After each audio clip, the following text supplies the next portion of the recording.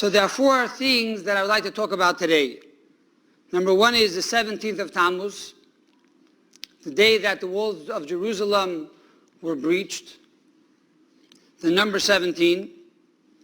Number two, the 3 weeks, the number 3. Number 3, the 21 days from the 17th of Tammuz until the 9th of Av. And number 4, the concept of the number 9 for the 9th of Av. We begin with the 17th of Tammuz. The number 17, we know, is the Gematria of the word Tov, of the word good. The word good is spelled Tes, Vav, Beis. Tes is 9, Vav is 6, Beis is 2, which is number 17. So we begin the 3 weeks with the fast day of the 17th of Tammuz. Already we're told that this is a good day. But there are two types of good. There's a good that is good to begin with, that you see right away the good. And then there's a good that first started off bitter, but later it worked out good. It was transformed into good. And this good is a greater good. When you have something which starts off bad and difficult and hard, and then you see how it comes out to be good, is transformed into a victory, it becomes successful. This joy is greater than a joy that was good to begin with. We find this concept by Isaac, by Yitzchak, when he told his son to bring for him matamim, prepare for him delicacies. Now, Yitzchak was an old man. Why did he need a bunch of delicacies? So the Alter Rebbe explains in Tanya that there are two types of delicacies, there are two types of foods. There's one type of food that is sweet to begin with. And then there is another type of food that starts off very sharp, but when you put the right seasoning on it, it becomes very delicious. It revives the soul. So we have these two types of services to God. One is, to begin with, we do the right thing. And then we have the aspect that sometimes there's destruction, sometimes there's sin, sometimes there's chaos. But we have the ability to transform all of the negative and make this positive. And this brings about a greater revival to the soul, a greater joy. So this year, in addition to the fact that the 17th of Tammuz is the 17th of Tammuz, which is good, this year the 17th of Tammuz also fell out on a Tuesday. And Tisha B'Av, which is 3 weeks later, is also on a Tuesday. And we know the Torah tells us, when God created the world, when it came to Tuesday, it says the word toiv, it says the word good twice, representing this double good. Not only a good that you see to begin with, but also a good that transforms all negative and makes that positive as well.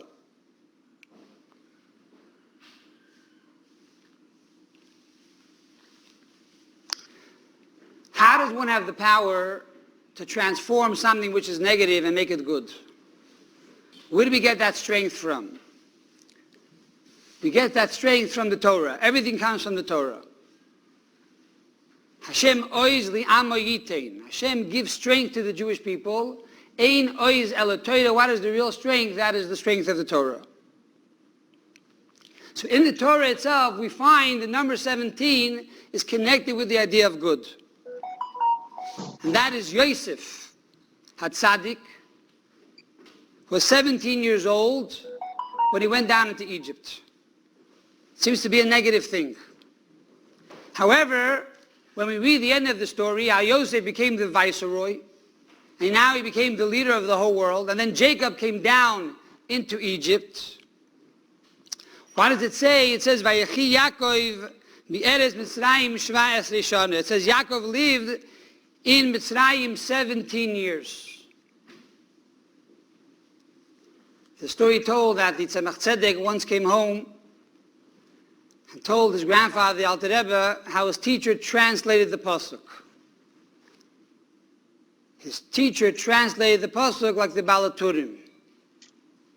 that Vayechi Yaakov be'ez Mitzrayim shevayas shana, that Yaakov lived the best years of his life in Mitzrayim. On one hand, it was Mitzrayim. On one hand, it's Golus, it's exile. Mitzrayim etymologically means Meitzar Ugavul, limitations and borders and constraints. Yet in Mitzrayim, the Torah says Yaakov lived 17 years. Why is Torah giving us a number? To hint to us that 17 is toiv, 17 is good. The best years of his life, he lived in Mitzrayim. So the Tzemach Tzedek asked the Alter Rebbe, how is it possible that in Mitzrayim, Yaakov should live the best years of his life? Yaakov represents the study of Torah. He was a holy Jew. You would think the best years of his life would be in Eretz Yisrael, in the Holy Land of Israel. And the Alter Rebbe answered that before Yaakov went down to Mitzrayim, Yehuda sholach lefanav Goshna. He sent down Judah to open up a yeshiva to study Torah in Goshen. Says the Torah, lahoyres lefanav Goshna, that if there is Torah, even in Goshen, Goshen means to come close. So by the fact that a Jew studies Torah, he's able to come close to God, even in Egypt, even in Mitzrayim. So this pasuk of Yosef being 17 and then Yaakov living 17 gives us the strength to transform every Egypt, every difficulty that we have in our life, and every shortcoming, and every travail, and every challenge, and every hardship that externally seems to be Egypt. It seems to be painful. It seems to be constraint. At the same time, says the Torah, Vayechi Yaakov, you should know our father Jacob, who was the father of all the Jewish people, who the Jewish people are called Bnei Yaakov. We are given that DNA, we are given that gene, we are given that strength to be able to transform every Egypt and make that 17, make that good. And then we appreciate the good even more than a life that is without difficulty, because we appreciate this transformation. It's like the food that was bitter and now became very tangy and pungy and revives the soul. And this concept of toiv, this concept of 17, is also directly connected with Geula. It's directly connected with redemption.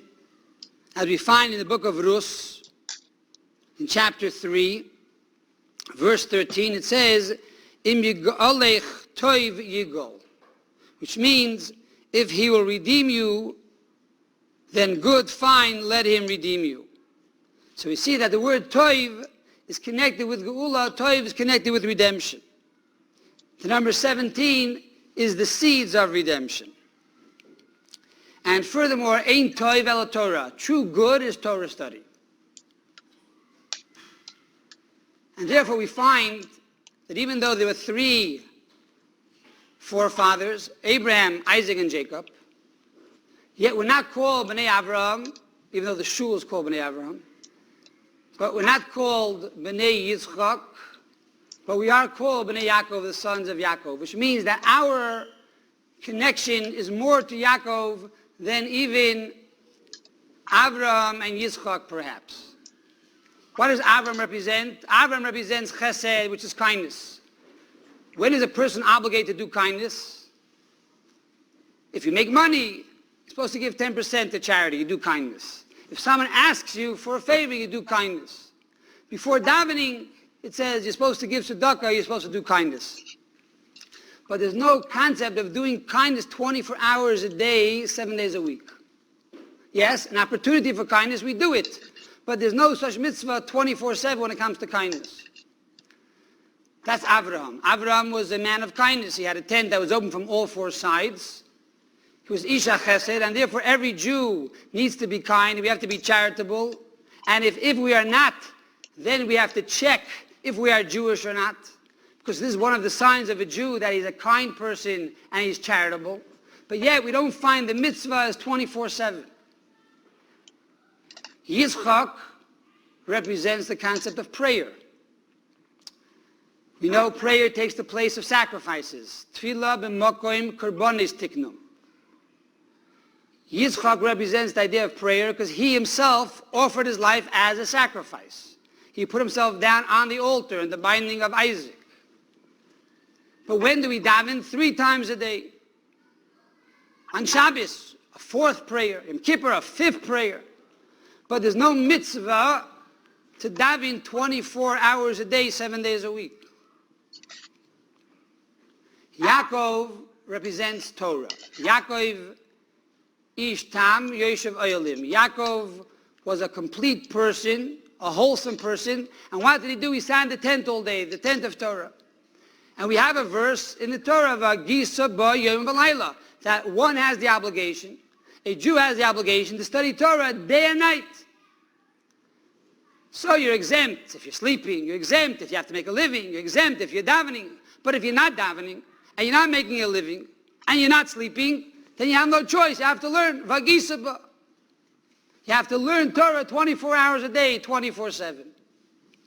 We are called Bnei Yaakov. We are called the children of Jacob, Bnei Yisrael. And therefore, this reminds us that the way we overcome our Egypt,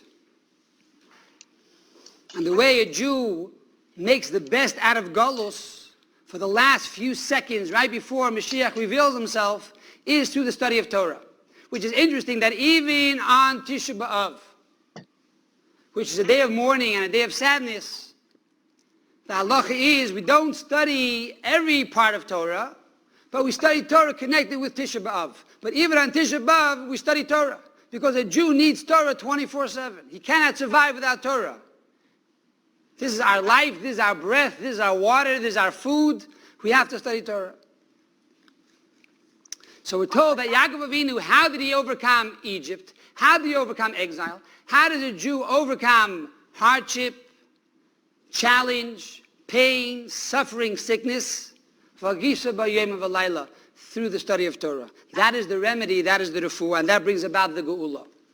So therefore the Rebbe told us that one of the ways we are to prepare for Mashiach is, number one, of course, to increase in Torah study in general, but in particular to study the Torah dealing with Mashiach. What will Mashiach do? What does Mashiach represent?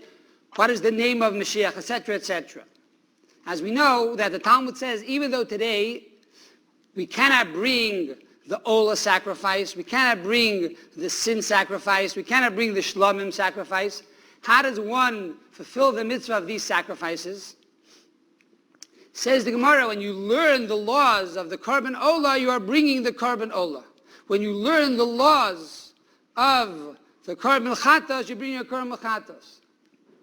So similarly, the way we connect ourselves with Mashiach, we make Mashiach a reality, and we bring about the coming of Mashiach, is to specifically study the laws dealing with Mashiach, which is found in the Rambam and found in the Gemara and found in many of the books of our sages that deal with this topic. So this is the idea of Im Yigolech Toiv Yigol, that redemption is connected with the word Toiv, with good, which is connected with Torah. Now, on a Kabbalistic level, we are told that Joseph represents the sphera of Yesod. Joseph represents the attribute of Yesod. Yesod means bonding, connection. And they bring a proof from the fact that Yosef was 17 when he went down into Egypt. So from here we see that the number 17 is directly connected with the attribute of Yesod, the attribute of bonding. Which is interesting to note that Yosef, that represents the leader of the Jewish people, and Yosef, that is connected with the word Tov, which represents redemption, is also directly connected with the interesting story in the Talmud. It says when the enemies of the Jewish people came into the Holy Temple, what did they see? Says the Talmud, they saw how the two Kuruvim were embracing one the other. According to many commentaries, the face of these two Kurubim was the face of a child. One had the child of a boy, the face of a boy, and the other had the face of a girl. And these two Kuruvim were embracing each other. And the nations of the world began to mock the Jewish people. Look what these Jewish people are dealing with. In the holiest of holies, what do you have? You have a boy and a girl embracing each other. Not understanding the mystery of the Kuruvim, not understanding the deeper level that lied beneath the Kuruvim, which represented God and the Jewish people, the bonding and the love that God has for the Jewish people. It's interesting halacha that before a man goes on a trip, before he leaves his wife, they have to be together. So our rabbis tell us that before God, so to speak, left the Jewish people, before the Shekhinah left the Jewish people, there was a bonding between God and the Jewish people so that the Jewish people not forget God, always remember God, even during the days of exile. So Yosef represents the Jewish people through the agony of exile. And it's connected with the number 17. For Joseph was 17 when he went down into exile. But this bonding still exists even when a Jew is in exile. So how do we see 17 connected with the concept of Yesod? It's interesting that if you add up the word Yesod, which is Yud, Samach, Vav, and Dalit, using the mispar katan, which means you only use the lower number, you knock off all the zeros. So Yud is 1 instead of 10. Samach is 6 instead of 60. Vav is 6. And Dalit is 4. So you have 4 plus 6 plus 6 plus 1 equals 17. The actual word Yesod is the Gematria of 17. Furthermore, the Nekuda, the vowel that represents the attribute of Yesod, it says in Kabbalah, is the Nekuda of the Melupam. The Melupam is a line with a dot next to it, representing male and female, the bonding of God and the Jewish people. And here too, the Melupam, if you add up the Nekudas, because every Nekuda, every vowel also has a Gematria, so a single line is like a Vav, which is 6, and a dot is like the Yud, which is 10. So you have the dot, which is 10, and then you have the Vav, which is 6, is 16. So where do you have 17? But we know when it comes to Gematria that in addition to the letters of a word, the whole word, when you unite it together, you add one more. That's called the koilel. Because what makes it a word? If you have independent letters, you have a lot of independent letters. How do we make this letter associated with another letter? By adding the number 1, we add that word together. That's called the kollel. So here too in the Nekudas you have the kollel. You have the vav, the line, which is 6. You have the dot, which is 10, equals 16. In a kollel you have 17. So we see that the word Yesod equals 17. The Nekuda, which is the vowel, equals 17. And this is all connected with Yosef, which is the idea of Yesod, reminding us that when a Jew is in exile, the way we get out of our personal exile and the way we get out of the general exile is through the idea of bonding and cheshek, which means a desire. When a Yid studies Torah, not only to become knowledgeable, or not only because he has to, but he studies Torah because he wants to bond with God. And he bonds with a cheshek, with a passionate yearning and a passionate desire to become one with God. That is the way, and that is the easiest way for us to schlep ourselves out of our golus, out of our churban, out of our own destruction. So this is number 17. So right away we start off with good. even though it's 3 weeks, which are weeks of mourning. But right away the Torah tells us you should know, look beneath the surface. See the purpose of these 3 weeks, and that is that it should be transformed into the greatest days of joy. From the 17th of Tammuz until Tisha B'Av, we have 21 days. What does 21 represent? So we have a verse in Tehillim in Psalms 73, verse number 1, that says, Ach Tov Yisrael, only good for the Jewish people. On one hand, the word ach means pain, ach. When something hurts, you go, ach, ochem vei. On the other hand, ach, if you add up ach, you have aleph, which is 1, and chaf is 20, you have 21. That Tov Yisrael, the good for the Jewish people, will be ach, will be 21 days.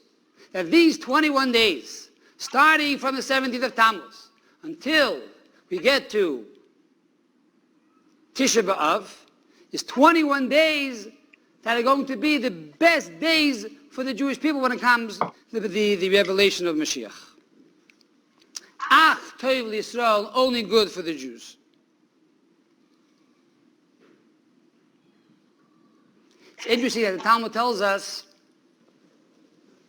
that the world was created for 6,000 years. The first 2,000 years is chaos. The second 2,000 years is Torah.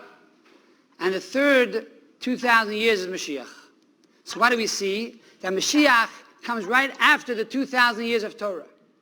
So when a Jew studies Torah, even on Tisha B'Av, the Torah that he's allowed to learn, this brings about the Geula, this brings about the redemption. 21 is also connected to almonds. It says the fastest growing fruit is the almond, and it takes the almond 21 days to grow.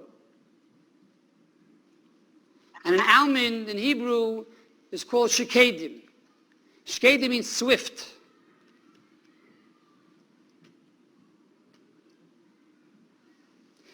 Which is the reason why when Korach rebelled against Moses and Aaron, and God wanted to show the world that Aaron is the true chosen one. So what did he do? God tells Moses, let all the leaders of the tribes give a stick, give a staff, we'll put it into the Holy of Holies, and the staff that will sprout first, we will know he is the true leader. And we all know the story that the staff of Aaron sprouted almonds. Why shkedim? To teach us that, number one, someone who starts up with the Kohanim will be punished very swiftly, very quickly. But on a positive note, that the blessing of the Kohanim are also very swiftly. When a Kohen gives a bracha, the bracha takes place 1, 2, 3. And the same is here with the Geula. The idea that these 3 weeks represent the destruction, and then we're told that these 3 weeks will bring about the Geula. We specifically give these 3 weeks 21 days, for 21 represents swift, that any moment Mashiach can come. And the Jews believe in Mashiach is that I know Hayoim, that Mashiach is coming today. And even though things look terrible, and even though things make no sense, and even so the whole world's in turmoil, how can Mashiach come under all these circumstances? Ach Tov Yisrael. Mashiach's coming is like 21. Very swift, and the whole world will be transformed in a very, very short time.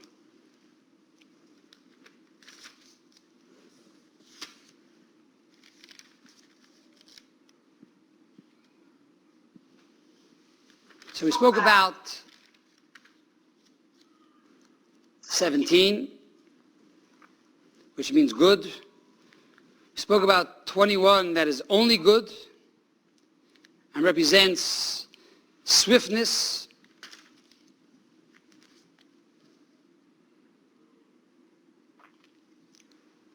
So now we need to talk about the 9th of Av, Tisha B'Av. At the end of the 21 days, we have the fast of Tisha B'Av. On one hand, the saddest day of the year. On the other hand, the Gemara tells us that Mashiach was born in the midst of the ashes of the burning of the Holy Temple. And according to the Jerusalem Talmud, Mashiach was conceived on Tisha B'Av.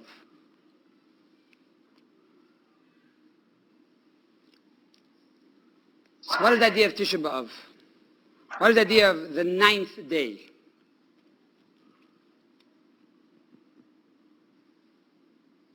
If you look into the Eicha,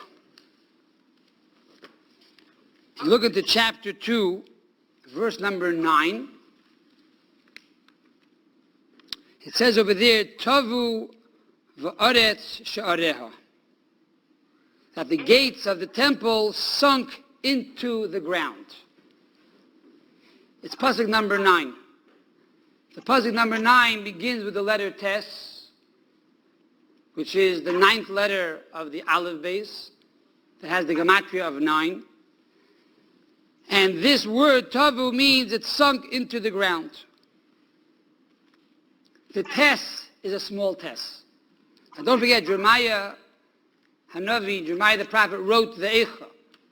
And he was instructed to write this word with a small Tes, to imply, as the Mincha Shai explains, the 9th of the day of Tisha B'Av. So on one hand, it's a small Tes. Represents destruction. Today we have our heads down, we mourn. On the other hand, we know that Rambam tells us that the purpose of Tisha B'Av is to be the greatest holiday of the year. So where do we find this transformation? But if you look into the book of Kehelis, the book of Ecclesiastes, written by King Solomon, the smartest of all men, he says, don't be so sad, be smart. Use your brains. Realize what is the purpose of this day. What do we find? He says in Kehelis, in chapter number 7, Toiv Shem Mishemen Toiv. It's better to have a good name than good oil. The word Toiv, good, has a big Tes. So here we see that we take the small Tes and we transform it to the big Tes. And that is the 10th, the 9th of the day of Av. And Tes, we know, also stands for the word Toiv, which is good. The word good, which is 17, also starts with a Tes. So we started with 17, which is good, and we end with the letter Tes, which is good. So it's good in the beginning and good in the end. One more interesting detail. In Eicha, the small Tes, as we said earlier, is found in chapter 2, on verse number 9. It says over there, Tavu, which means it sunk. So the small Tes is by Tavu. In Keheles and Ecclesiastes, the big Tes is by the word Toiv. Now, the letters Toiv is Tes, Vav, and Beis. 3 letters, which equal 17. Something which is good is Tes, Vav, and Beis. Here, Tavu are the same 3 letters. You have a Tes, you have a Beis, you have a Vav. But it's a different order, and you also have the letter Ayin over here. 1 extra letter. Because the Toiv is there, but you don't see it. It's farmished. Our job is to straighten out the letters, put it in the right perspective, and see the good. And then you see the Toiv plus the Ayin.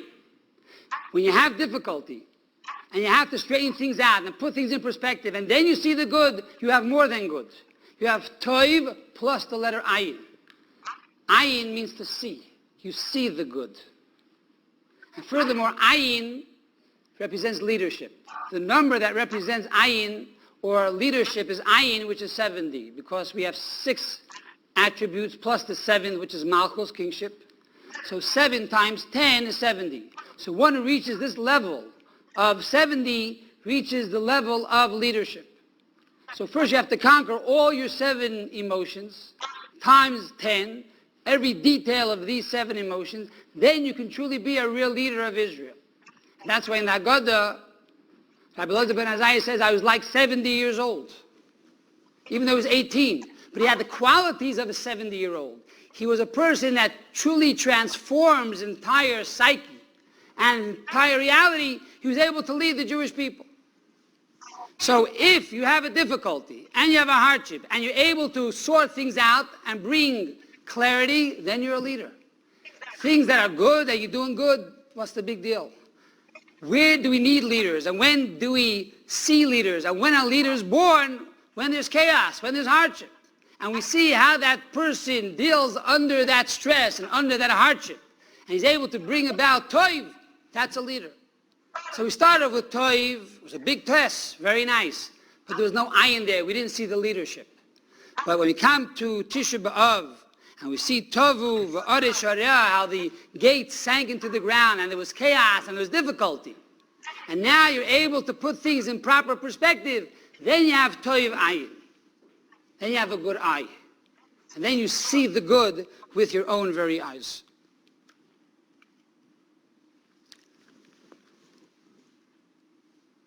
On a deeper level,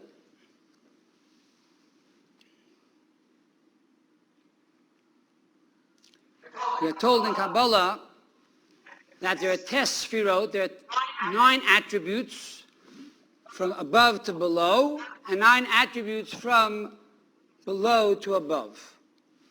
We know there are 10 attributes. The 10th is Malchus, is kingship, is action. So the 9 feed into the 10th.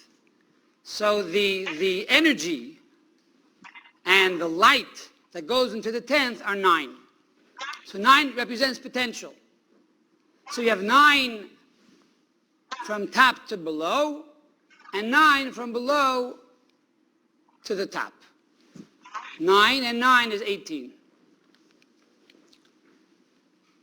We know that there are 18 blessings in the Amidah, which is the source of all the needs that a person needs, from health to parnasa, to sustenance, to success, to clarity of mind and clarity of heart. All the blessings a person needs are found in the Amidah.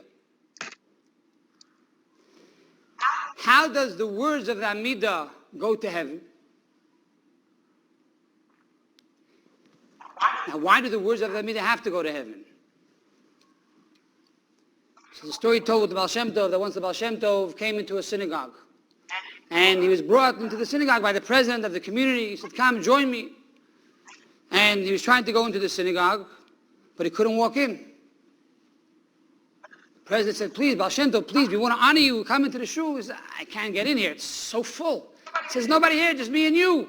And maybe 1 or 2 of the officers of the synagogue. What do you mean you can't come in? He says, the shul is filled with words of Torah and prayer. These words, these letters never left the synagogue. They were said in the synagogue, but it never went up to heaven. They were too heavy. Too heavy with arrogance, too heavy with narcissism, too heavy with ego, too heavy with sin. The letters couldn't fly up. I can't come into the shul, it's too packed.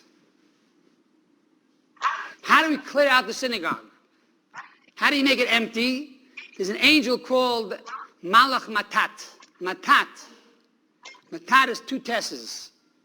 This angel Matat is able to lift up all the prayers and he brings it to heaven. That's his job.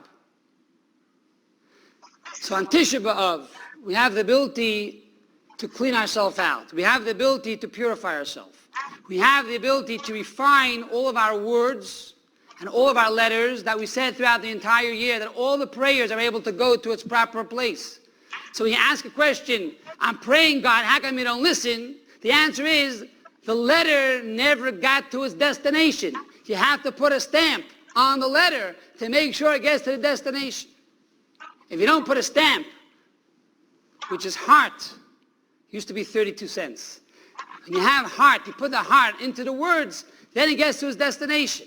If you don't put the stamp on the words, it stays in the shul. So it's not enough that you blabber and you say words and you pay lip service, But it's important that the words become refined. Comes Tisha B'Av once a year. And we have this test, the big test and the small test. When we bring it together, we're able to refine all of our words. And so the words and the letters stand before the Kisei HaKavod, come before Almighty God, and God hears our prayers, and our prayers finally get answered. And that's why a fast day is so important, because a fast day we're not eating, and we don't run to make money. It's a day that we daven properly, so our prayers are heard. Tes 9 also represents the 9 tekiyas, the 9 shofar blasts that we blow on Rosh Hashanah.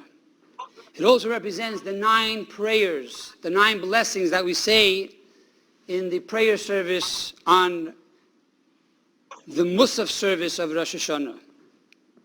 And also the 2 tests represent the Teitafos Bein Einecha, a sign between your eyes, which is the tefillin. The word Teitafos, a sign, has 2 tests in it, representing good and better good. The good that we see and the good that we have to transform in order to see, which is even a greater good than the good to begin with.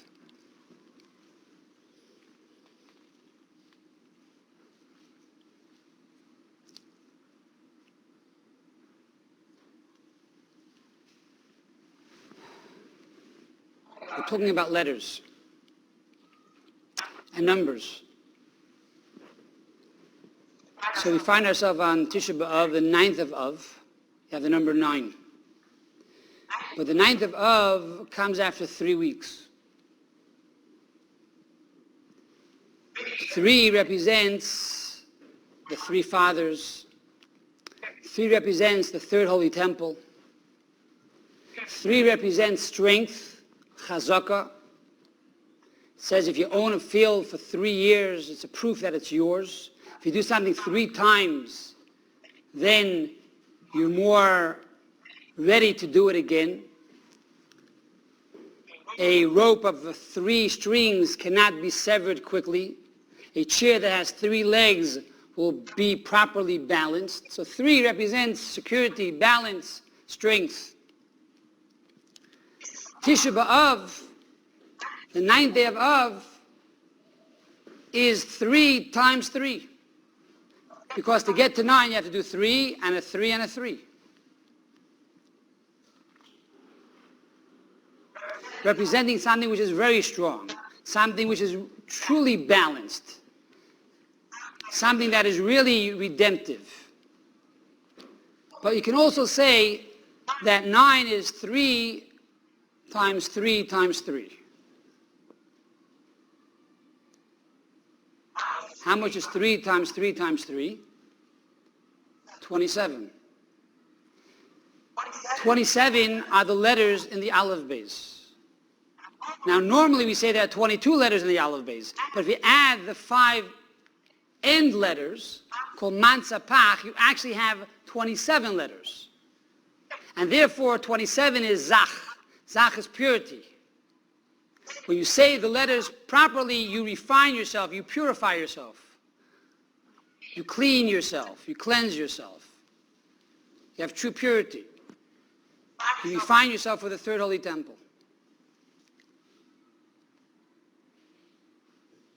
It's interesting that we speak about 21. But what about if we continue 22, 23, 24, 25, 26, 27? Which is 3 times 3 times 3, which is 9. What do you have? The 15th day of the month of Av. It says, there was never a greater day of joy for the Jewish people than the 15th day of Av, when the Jewish single girls would go out into the field and they would dance. And they'd say, Bachur, Sanoi Nechor, hey, boys, lift up your eyes and see and choose yourself a bride. Now this day represents the reunion between God and the Jewish people. When the temple was destroyed, our Bachur, our spouse, left us. On the 15th of Av, God comes back. He comes back home. It's a reunion. And this concept is hinted in the 3 weeks, which is times 9, which is 27. Now it's interesting, if you add up all the letters of the Aleph base, which is Aleph plus Gimel plus Dalet plus Hey plus Vav plus Zayin plus Ches, all the way Taf, Shin, Taf, plus these 5 additional letters, what do you have? You have 1775. What is 1775? It's a year before 1776. It's almost a good year. 1775 is as follows. When does a child begin to learn Torah? We spoke about the study of Torah today. That Torah brings about Geula, it brings about redemption. Jacob represents Torah. In Egypt, Jacob lived the best years of his life because he studied Torah. When does a child begin to learn Torah? At what age? Ben Chomesh Lemikra. At the age of 5, he begins to learn Torah. A child begins Torah at the age of 5. Until 5, what does he do? Watches TV? Chas v'shalom, God forbid. So till the age of 5, what are you teaching the child? Till the age of 5, you're teaching the child Aleph base. What's an Aleph? What's a base? What's a Gimel? You're showing him the graphic design of each letter, the Gematria of each letter, the meaning of each letter, the Kabbalah of each letter. For the first 5 years, that's what you teach a child. What is the word for year in Hebrew? Shana. How do you spell Shana? Shin, Nun, Hey. Shin is 300. Nun is 50. Hey is 5. 355. So for 5 years, for 5 Shanas, he's learning the Aleph base. 355 times 5 is 1775. This is not my word. The Rebbe's father says this.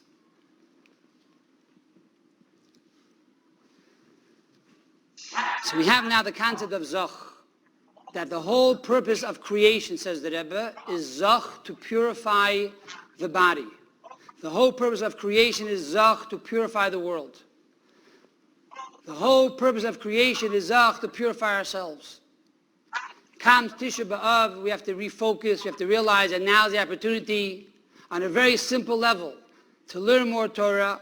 And by doing this, we have 3 weeks times the 9th of Vav, which is 27. We have Zoch, we have this purity. And this purity will be seen in the third Beis HaMikdash, the third Holy Temple, that very soon will come down from heaven. And then we will see how Mashiach, who is the greatest tzaddik of the world, and we know a tzaddik is called tzaddik Yisoid Olam. A tzaddik is the bonding or the foundation of the whole world. Because this tzaddik, this Mashiach, will be a person that will teach us Torah, but Torah on a whole new level.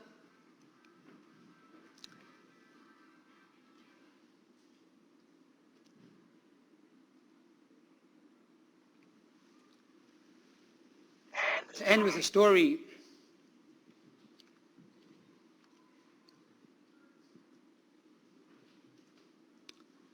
Kotzker Rebbe once said that when Mashiach will come, there's going to be a big line across the globe to shake Mashiach's hand. He's going to be a celebrity. We waited for him almost, a long, long time. So everybody's going to stand in line to shake the Mashiach's hand.